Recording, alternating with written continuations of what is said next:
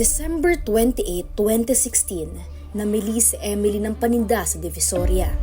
At sa kanyang pag-uwi, isang paalala ng pag-iingat ang natanggap niya mula sa nakatatanda niyang anak na si Miguel. Sabi niya sa akin ng anak ko na, "Ma, sige ma, mag-ingat kayo kasi marami na namang mga pinatay dito.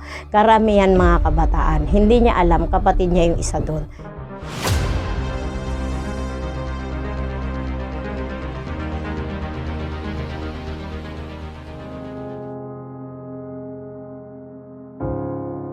Nagsakay kami tricycle pababa rito. Tapos sinalubong ako ng isa kong kapitbahay. Sabi niya, "Emily, ano yun?" Sabi ko ganyan, "Ayoko ng suspense ha. Sabihin mo na."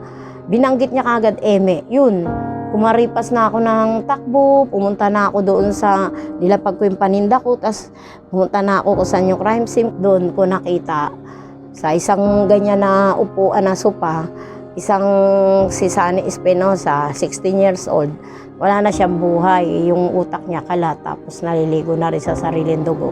Tapos sinagilap ko ng paningin yung anak ko, nakita ko sa bandang dulo, nakasubsob yung anak ko, yung kulay puti na suot niyang short at saka t-shirt ay kulay itim na.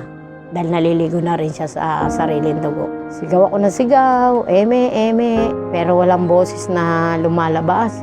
Kasi nanginginig ako sa takot, di ko alam kung anong gagawin ko. Ayon kay Emily, 2 motorsiklo na naka-civilian ang nakitang bumaril sa mga biktima. Ayon sa police report, ang tanging ebidensya lang na naiwan ay isang .45 caliber pistol. Ayon sa mga pulis, pinaghihinala ang drug den ang lugar kung saan naganap ang pagpatay. Yan, nalasan siya nagpakuha ng picture na nakabike. Ayan yung crime scene dyan din. Yan siya, nung morgue, nasa morgue yan. Yan ang tama niya, tagiliran. Tapos dumapli sa puso niya. Ay, payat-payat oh. 15 lang yan eh. Ito, sasabihin niyo sa akin, itsura ng bata na pinatay.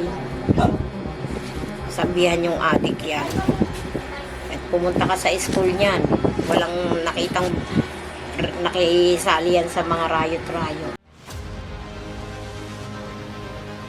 Alam ko naman na talagang hindi yun ang pumatay. Tinamaan yung bata, talagang for me, for us, shit happens. Ako hindi ako pumayag. Gusto ko talaga na mabigyan ng hustisya yung nangyari sa anak ko.